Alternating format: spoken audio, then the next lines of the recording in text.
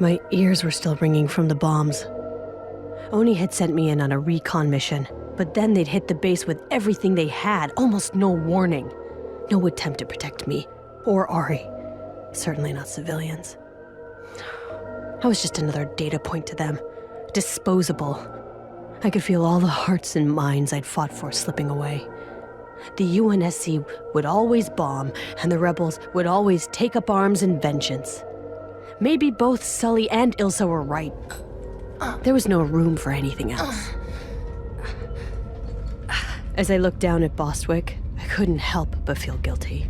I had taken this lost, naive kid and turned her into a foot soldier for my cause. I'd become an expert at rationalizing my actions, telling myself that ultimately, I was working towards the greater good.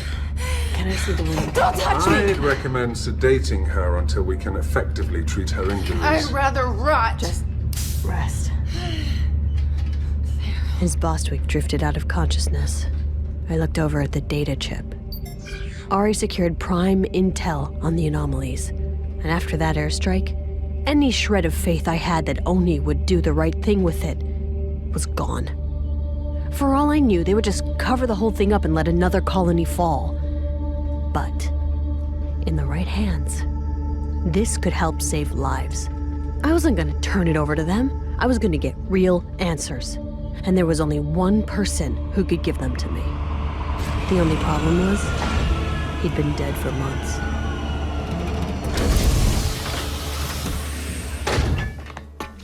The safe house barely qualified as a house. A crumbling old farm on the outskirts of Binturong, a dusty wasteland in the outer colonies. No one around for miles, except for the occasional alien trader. Not a great place to live, but a perfect place to hide. What is this place? It's not in my database of safe houses. It's off the grid. There's some sort of signal interference here. Yeah, that's kind of the point. The safe house was an old lesson from Ari. When Oni puts you under cover, you lose everything. Every trace of who you were is wiped away to protect the mission. Ari taught me, always keep a place just for me. A place to keep memories, to stay attached to the life Oni had erased. A place I could run away to when cover got too deep. Somewhere to ground myself. Or maybe stash a secret. Who's there? Don't come in! I've got a gun! I've got two guns! Get out of the way, Mashak. Maya! You're back! I thought you'd never come back! I thought nobody would ever come back. He looked rough. Greasy hair, a thin, patchy beard. The weight he'd lost in his face made his darting, bloodshot eyes all the more unsettling. What have you been doing to my house? Oh, you have no idea what it's been like. Wait, why are you carrying a dead person? She's not dead. Here, help me get her into the bunk. Mashak Muradi. Oh, is that an AI? Well, you're rather energetic for a dead man. You've got an AI? This is Black Box. The official report indicated that you had been terminated, quite brutally, if I recall. I wish I had been. It does look like he's been tortured. He hasn't been tortured. Oh, really? Okay, well then what would you call it? She left me here with no comms, no access to Waypoint, no slush. I've been reading paper books. Paper books. I couldn't go through with killing Mashak. He'd figured out my secret, and he was gonna tell Ben. He had to be silenced, but when I broke into his house that night, he got so scared, he ran headfirst into a wall and knocked himself unconscious. He's a great hacker, but dangerous? Not even close. So I hid him, stuck him out in the middle of nowhere, and put a blackout array cutting off communications for a kilo in every direction. But a few months cut off from the outside world had left him a little tech-starved. And honest-to-goodness AI was the best toy I could have brought him. You know, you're really top-of-the-line stuff. You live on this chip? In a way. You see... Okay, I have a question. I'm sure you get it all the time. But other AIs look like people, right? But you're just like a big blue cube. I am pure intellect. I feel no need to affect a facade in order to make myself more palatable to humans. I am what I am. I am Black Box. Yeah, right. But the box is really blue, though. Black is the absence of light. A hologram can't display black. I think I'm gonna call you Blue Cube. Ah! Did you just electrocute me? No. Oh, hang on. Yes. Listen, Blue Cube, I can stick this chip in a micro cooker. Mashak, just stop it. Hey, why did you bring him here? He's Oni. Mashak, I'm Oni. And how long is that going to last once he tells them you're keeping me alive? You can't trust an AI. They want you to think they're these perfect synthetic beings, but you know how they make them? They take some dead guy's brain and just rewire it with new programming. They're basically computer zombies. We also have excellent hearing. Focus, Mashak. The anomalies, the same ones you were tracking, they're here now, and they're real. They've already destroyed 5 colonies. Now I've got a data chip full of intel from one of the sites and 0 context. I need information. The kind that isn't sitting out there in the waypoint index. Wait. The kind you can only find in the slush. Do you mean you're going to give me back my compad? Hold on. Yes! Hold on. Yes! I'm opening up a limited channel. An encrypted frequency just for you so BB can't use it to call Oni. I'm not sensing a lot of trust between us, Maya. Find out what's going on. Fast. Absolutely. 1,000,000,000% focused. Wow, I have a lot of unread messages. Oh no. What? The unthinkable has happened. I fell off the leaderboards in Ungoy Farmer. Mashak! 1,000,000,000% focused. While Mashak tried to uncover the secrets of the slush, I went in to check on Bostwick's wounds. Mashak had made a real mess of the place. Clothes and ration wrappers on every surface. But I noticed Mashak had left one area untouched. My shelf. I picked up an old photo. Me as a little girl holding up a trophy. Spelling, I think? It was hard to remember the exact moment, but I remembered the place. My dad's old cabin. When I was setting up the safe house, I kept thinking back to that cabin, with its wooden walls and a door my dad carved himself. Something about it always felt so real, so permanent. I was still lost in the past when I looked over and saw Bostwick, awake, staring at me, pure hatred in her eyes. The look on her face caught me completely off guard. She looked like she was ready to kill me.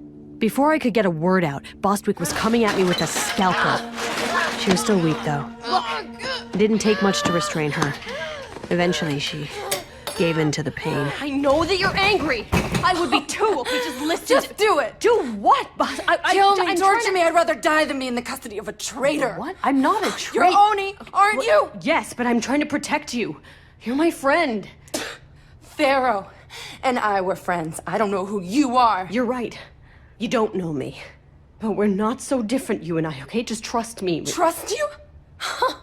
Were your parents killed by Oni officers? No, Bostwick. I am nothing like you. You're a liar. You're right. But believe it or not, you are the closest thing I have to a friend. And I want you to know the truth. I at least owe you that. Come on. Ask me whatever you want. Well, what's your real name? Maya Sankar. And how long have you been a rat traitor? I joined Oni when I was around your age, but I didn't get into Spec Ops. As I opened up to Bostwick after years of deceiving her, I told myself that regaining her trust like this would protect her. But as the answers poured out of me, I knew deep down why I was really doing it. I needed to finally start telling the truth. I had absolutely no idea they were going to attack. They kept me strictly need to know. Were you going to try to turn me? Make me into an Oni spy like you? No. It wasn't like that. All that stuff you said as Pharaoh about finding the truth, about beating them with ideas and lifting up the outer colonies as equals. I meant it. Every word. More than anything, I wanted to... I don't know. After being undercover for so long, I started to feel... Sometimes I feel like I am Pharaoh. It's hard to explain. But I want what she wants, you know? And in a lot of ways, being Pharaoh makes more sense to me now than I could have... Maya! I rushed in and found Mashak with his jaw on the floor. You could have led with, hey, Mashak, here's your compad. And by the way, the Master Chief is dead! Yeah, I've been a little preoccupied. What does it say? Well, the official news is that there's no news. Same speech on a loop. He died in the line of duty, protecting us all, blah, blah, blah, what a hero. But lots of speculation in the slush. theories, other theories debunking those theories. Some people claiming the UNSC is using his death to cover up a bigger story. They think he's still alive. Reliable, I'm sure. What would the UNSC have to gain from presenting the chief as dead? Why destroy his legacy? It cements his legacy. Bostwick had made her way to her feet and stumbled into the room. You once said, the heroes are born out of sacrifice, but cemented in death. Yeah, but still why? What, to cover up the anomalies? How does killing the chief publicly cover that up? It doesn't. Unless the truth is scarier than the cover-up. What if the whole Pico story was a dry run? If the chief isn't following orders anymore and he's proving to be more trouble than he's worth, you'd have to get rid of him, right? I was processing everything very slowly at that point. But what Mashak said had struck a chord. If the chief wasn't following the rules, and the Oni AI bot's statistical analysis pointed to his death being more valuable than his life, they wouldn't hesitate to pull the trigger. I should know. I've just been the victim to the same analysis. Okay, so is there anything specific about the anomalies? I did find one theory, but it's a little New Testament. You know the triad? The religious cult? Yeah, they're popping up all over the place, claiming that the anomalies aren't random, that they're part of the transcendence, and that their leader, Dask, has returned, and that these anomalies are basically the galactic end times. The triad was a religion, sort of. I'd run into small pockets of their members a few times while undercover. They were always preaching about multiple lives, transcendence, the end of the universe. Crazy ideas that didn't sound so crazy if you were desperate enough. Lucky for them, there were a lot of desperate people in the outer colonies.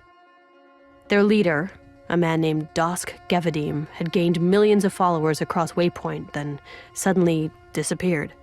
Oni was pretty sure he was dead or in hiding, but his followers were convinced he'd ascended into another realm. Well, Oni keeps blocking the posts, but word's getting out. Here, take a look.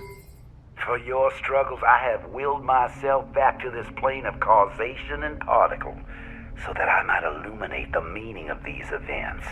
Exquisite transcendence is yours for the taking. Oh, children, we are now upon the rebirth. These so-called disasters herald a new age of unification through disentanglement, a glorious unbecoming, freedom from the quivering vessels of self we've clung to for so long. Do not fear these events. Do not fear their power, for as the worlds shake, we are inevitably arriving at the precipice of existence, the edge of a metaverse that is awakening for us, as we, who have only known the night, are about to bear witness to the first dawn. That is the advent of the third life, and I find myself humbly bestowed with a genetic imperative to release your fear, to help you step lively from the edge into ascendance. The spiritual genocide that awaits those who do not open their eyes, the abyss beneath them, I cannot bear. This is only the beginning. Could he possibly have intel on these I things? suppose. I mean, anything is possible.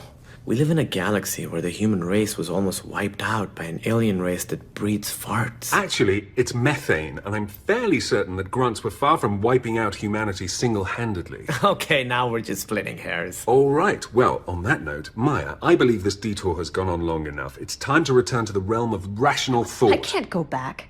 I can't trust Oni anymore, not after everything that's happened. There's no telling what they do with the intel we've gathered. Maya, I wish Oni was run with the monstrous efficiency you and Mashak imagine. So tell me then, what's really going on here? What's really going on, Maya, is that you're walking a treacherous and narrow path. But if you return with me and the data to Oni, you may just avoid falling off. Is that an offer or a threat? What the hell? Sounds like an incoming call. But I blocked all comm It signals. would appear that you did not. Maya! Noah? What the hell? How did you get through? Why didn't you warn me about the bombing? I tried to hold them off as long as I could. I was overruled. They decided taking out the target was worth losing the asset. Damn it, Noah. Maya, listen. I am not an Maya, asset. there's I'm no time. Your location isn't secure. What? But how do they even know Why where didn't you check in? They think you're on the run. There's an extraction team inbound right now. What? But how did Listen to me, Maya. They just want to bring you in. Nothing bad is going to happen. I promise. No, Maya, no. stop. Listen to me. Whatever you do. Goodbye, Noah. Maya, you're making a terrible mistake. We gotta move. Everybody, now! I understood what he was saying. Bring me in. That means midnight facility. When they bring you in, you don't come out again. That wasn't gonna happen to me. How did they find us? It was Blue Cube. The little rat bastard sold us My out! communications have been incapacitated by the blackout array since we arrived. Perhaps they tracked us from Conrad's Point? No time. Help me flip the bed. Okay, but why?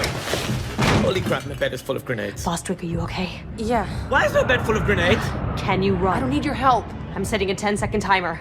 That should give us enough time to get clear. There's no cover out there, so once we get outside, run. God, I should have paid more attention in PE class. The explosion should distract them long enough for us to get to the ship. What about before the explosion goes off? Pray they miss. Hey, Maya?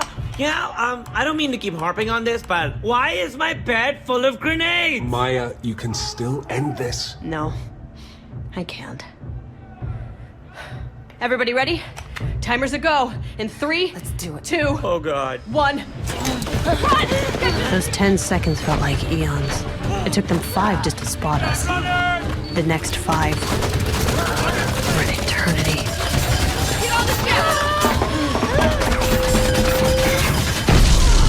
The next thing I can remember, I was standing in the cargo bay, feeling the familiar tug of acceleration as the engines engaged. Bostwick was doubled over in You are pain. fine. I'm fine. As we left the planet's atmosphere, I didn't know where I could go. My employer had just tried to light me up. Bostwick would out me to the rebels the first chance she got. Farrow was gone. Commander Maya Sankar was gone. And with the few memories I'd kept now burning up in that safe house below, whoever it was I used to be was gone too. All I had now was an AI who wanted to turn me in, a betrayed friend who wanted me dead, a hacker with a heart of lettuce, and a data chip filled with information that could get me killed. I had no idea what to do next. But then somebody made that decision for me. What is that? What did the zombie do now? It's not me. There's a ship approaching fast off our starboard. Oh, damn it, Oni! I'm moving to full thrust. I'll I evade! recommend securing your person instead. Now. You heard him. Strap in. Normally, you can't feel how fast you're going in space. Unless, of course, somebody grabs you by the tail. Forced deceleration is nasty. If we hadn't been warned, it would have smashed us into a pile of guts on the bulkhead. But even strapped in, the G-forces can be gut-wrenching. By the time I unbuckled and fell out of my seat, all the ship's systems were shutting down. Everybody okay? They'd killed our power. We were helpless. I could hear them coming through the airlock door. An Oni acquisitions team. I tried to stand up and face them, but I was too dizzy and collapsed on the deck. There was a pneumatic hiss as the boarding tube bolted to our hull. The clink of their mag boots as they stepped across the gangway, even the sound of their TACCOMs hacking our lock system. I'd been on the other side of that door. I know what happens when they take you. I wish I could say I was brave. Farrow would have been brave, but I'd seen what happened to Ben. I was afraid of the pain. I was afraid to lose myself. I didn't want to die. I looked up as they came in. There were 3 of them, but my eyes were immediately drawn to their leader. I saw his razor-sharp beak first, bright red quills spilling out over his neck, and finally, his talons, gripping a needler, pointing it right at my chest. This wasn't Oni. This was something worse. Something more unpredictable. Jackals.